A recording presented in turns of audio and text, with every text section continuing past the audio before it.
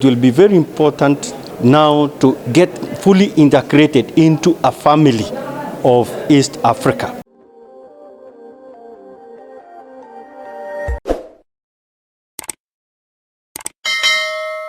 Eventually, of course, we shall have one people, which we are, one country, and one government. So we are moving towards that. But before we reach there, the summit decided that we should have a confederation. So we are consulting the people of East Africa on what type of confederation we should establish. And we've had a very positive response from people here. We've been to Mombasa, Kisumu, Kakamega, Eldoret. And we are now here, and we're moving forward to Nyeri, Embu, Garissa, and Nairobi. We shall have completed Kenya by the end of the month. So we will again we'll go to other countries, Tanzania, Rwanda, South Sudan, and possibly DRC in due course. We have started the confederations, first confederation. We have started the East African Community and protocols. We are now collecting the views. Eventually, we shall draft a proposal to the summit of the model which we think should be adopted, and the matter will be discussed by the summit. If they agree to what we have proposed, then we shall draft the constitution. Then we have drafted the constitution again, summit to summit, and eventually the summit will discuss it. And once it is discussed, it will be brought back to the people, and it is up to the summit and the people of East Africa how to proceed from there. We may take 2 years ourselves, and the summit may take another 1 or 2 years. So the process of completing this process may take maybe 3 to 4 years. You know, when the East African community started, it started at a very low level of cooperation. But the founding fathers of the East African community thought it wise that we start at a low level and we progressively intensify our cooperation in economic and social fields, and ultimately in the political field. And as the chairman has said, the East African community has progressively progressed. We have had the customs union, the common market, we shall be having the monetary union, and now the confederation before the political federation. The stage of the confederation is, I would put it, it is a confidence-building measure towards now achieving the full federation of East Africa. You don't want to jump into the federation until you have seen how you are working, how you are synergizing. Is it possible to do this and that and so on?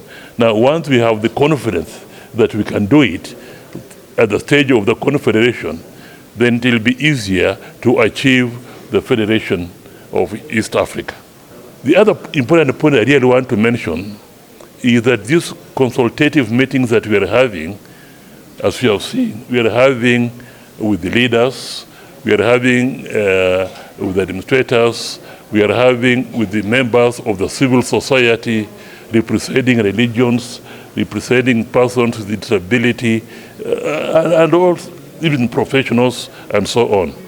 But I would be much happier even if you members of the press can help us to generate some debate within the country so that more people get involved in suggesting. Those who have not come here, there are many, there are millions. More people get involved in giving us opinions through the press, through articles, and through everything else. I must say here that both in Eldoret and here, we had wonderful submissions, even from the academicians, those who are at our public universities and so on. They have given us very innovative ideas, and I would like that to continue when we are gone, so that at the end of the day, when we now write and start drafting the Constitution, we are very confident we are truly reflecting the views of the people of East Africa. My name is Idi Mandi. I'm a member of this Constitution a team of constitutional experts. I actually come from United Republic of Tanzania. So from United Tanzania, we are 3 of us, but also 3 from each of the member states. So in total, we are 18 constitutional experts. We are given a responsibility to collect public views in the member states, and ultimately we have to sit down and draft the constitution of the Confederation of East Africa. Now, I need to say briefly, the Treaty of the East Africa, or the East Africa Treaty, says that the ultimate aim of integration of East Africa region is creation of a federation, which is one state, okay? One state with one government, but with a unity governments. Now, in 2017, the leaders of the East Africa, the heads of states, decided now, instead of going to a federation directly, we need to start with something called confederation. Okay? Now, we are given a responsibility, as I've said earlier, to collect public views so that we can sit down and draft the constitution of the confederation. So we began in a Burundi. That was in 2020. Last year, 2021, we went to Uganda, and this year we have come to Kenya. We began in Mombasa, we went to Kisumu, we went after that went to Kakamega. Yesterday we were in Eldoret, and today we are here. We are collecting people's opinion. We want people to tell us how that confederation should be, the structure, how should we have a president of confederation or prime minister, okay? What institutions that should be established? Those are the issues that we want to know. Also, we want the people to tell us what should be the areas of cooperation. What to do? Is it about transport? Is it defense or some other things? That's what we want to hear. But also, we want to hear from the people what mechanism that we are going to use to adopt that constitution that we are going to form. Is it going to be adopted maybe by East Africa Legislative Council? Is it the legislative assemblies of each state? Is it by a referendum? That's what we want people to tell us how that will be done. But to finish, what I can say, we have been around, as I said, we went to Mombasa, to Kisumu, to Kakamega, Eldoret, and here. What I have seen is that the people of Kenya are very passionate, are very positive. They want actually integration. They want, some of them are saying we should go directly to a federation, okay? And that is a positive thing, that people seems to be very positive. They want a confederation to be established. The views that have been expressed so far are many. I can't point out of them, but I can say with the corporations, they are talking about defense, they are talking about infrastructure, they have also spoken about having education system. Should it be the same or we should share? Those are some of the things that I can point out. But also with the modality of that structure, some are saying the existing presidents must elect one of them to be the president of confederation. Others are saying no, we need to have a separate individual outside that the presidents who can lead the confederation. Okay, so the views are varied, and we're still collecting. We are going to collect in Rwanda, in the United Republic of Tanzania, and in South Sudan, and I believe we are going to get more opinion. So we'll have to sit down and try to analyze that opinion and make our decisions. People are saying Kiswahili should be the language of the confederation. I think Kiswahili is a language that is, one thing, is not connected to any ethnic group. One of the challenges that we get in Africa, people would object to one language because they say this is related to one ethnic group, okay? So Kiswahili is a neutral language, okay? And it's understood, it's spoken in Tanzania, in Kenya, in Burundi, in Uganda, some of the people, in Congo, Eastern Congo. So I think it's a good idea that we recognize Kiswahili. Of course, we are collecting this system.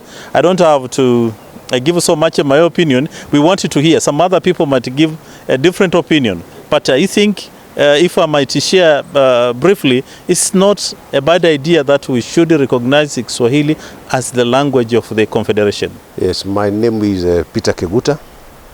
I'm one of the experts, constitutional experts from Kenya. Previously, I worked as the Director General for the East African Customs Union for 12 years. I was the founding Director General, and I'm honored to be part of this team. What we are here to do is to get views from the Kenyans. You know, East Africa is a people-centered organization. Whatever goes on, you have to consult the people, because it is for the people that the community is being done. Similarly, the political confederation, it will be affecting the people, and that's why the summit directed that the council should make arrangement for the experts to be able to get the public views on what confederation the people of East Africa would like to see. And as my colleague has mentioned, the process started from Burundi, then Uganda, and Kenya. That's where we are. In Kenya, we want to transverse the whole country so that we get views from all the people of Kenya. Of course, it's representative views. They have had time to consult among themselves, and then they are bringing it to us. Because, you know, 47 counties, but all the 47 counties are going to be consulted. And the strategy that's being used is we are going to the former regional, provincial regions, capitals. That's why we started in Mombasa. We had the coastal counties. All of them were represented. Then in Kisumu, we had the Nyanza counties. All of them were represented.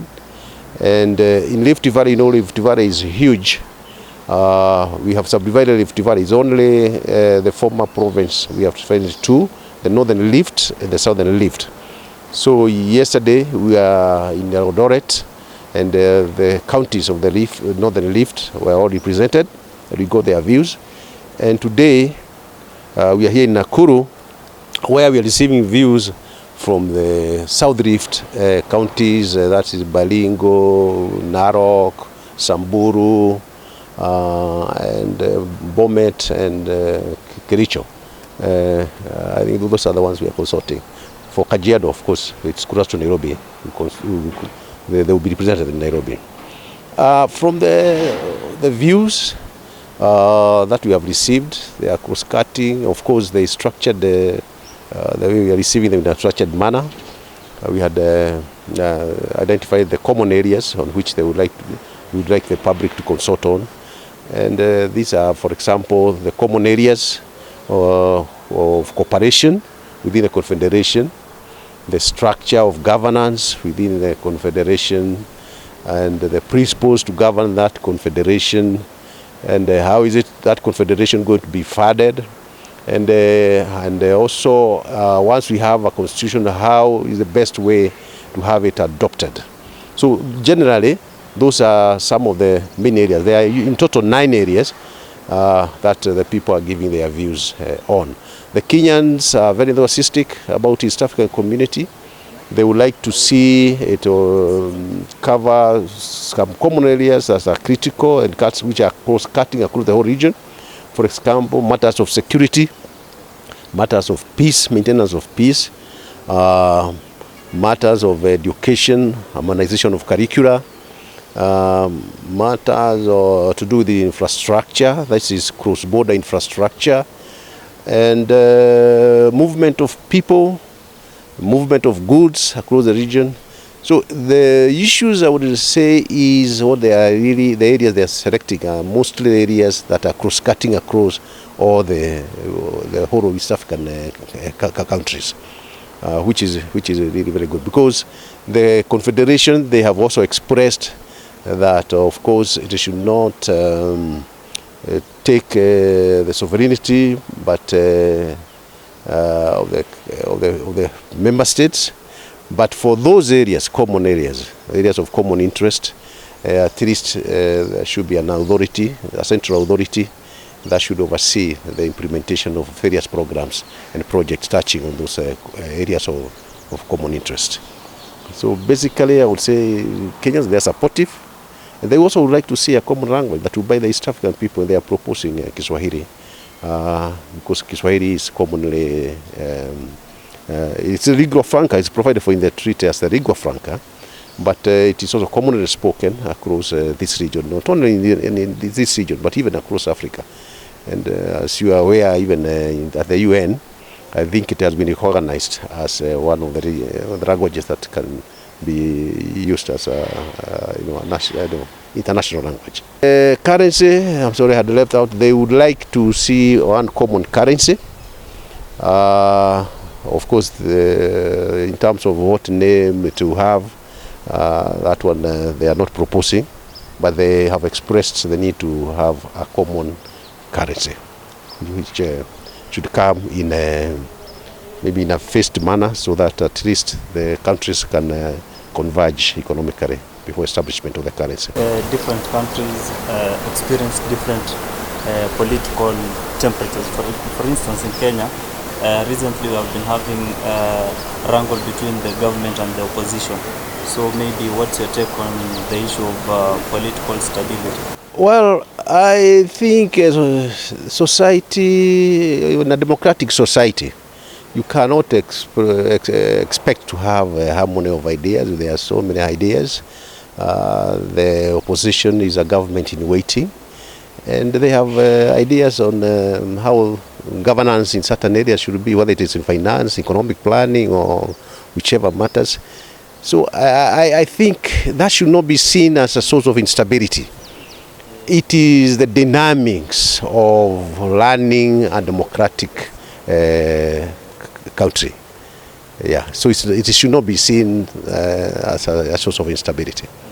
Actually, it should be a source of stability, because finally they will agree. I am Joel Kimutai Soy.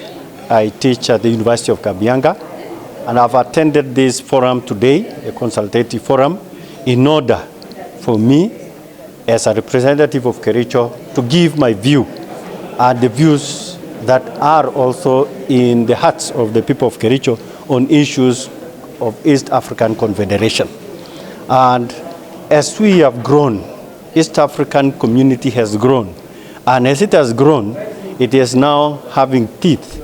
We should now have a chance to have a confederation where it is a loose way of government that will have one government, but the member states will not lose their independence. It will not lose their sovereignty.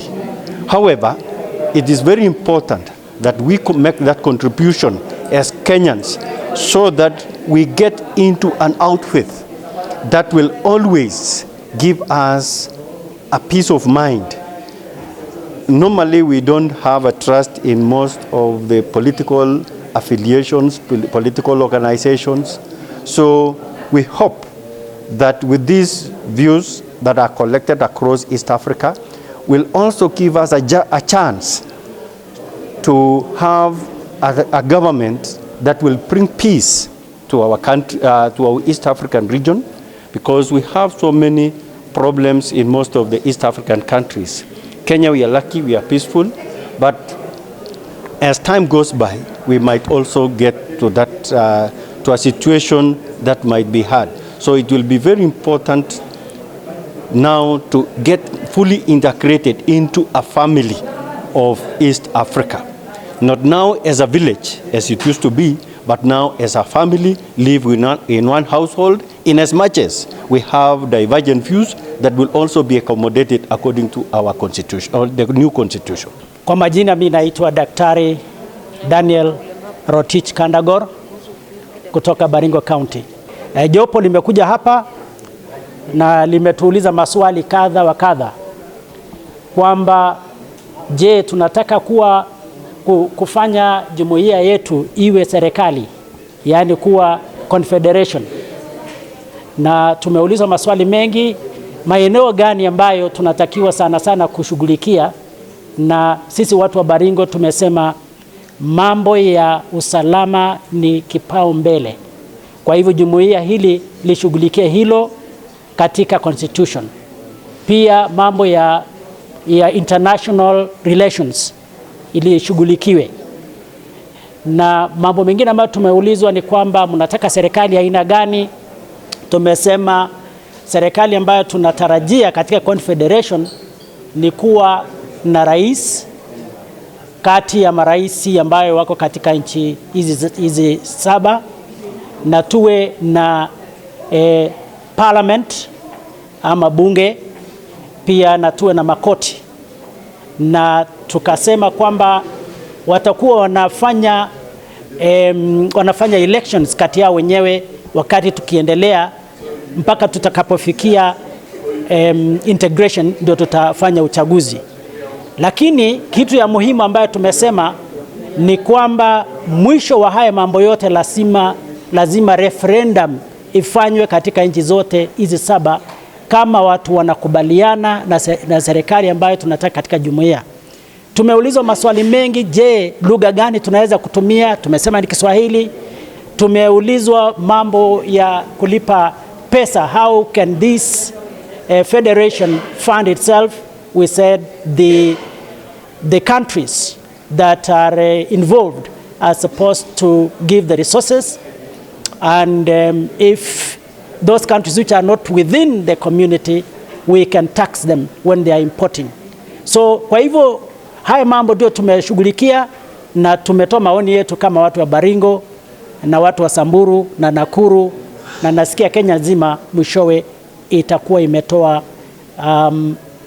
pendekezo ya Jumuiya ya Afrika Mashariki. Jambo hilo lilitokea kuhusu pesa, yani hiwe ni sarafu moja, yani tutumie one particular currency, na limeleta mambo mengi.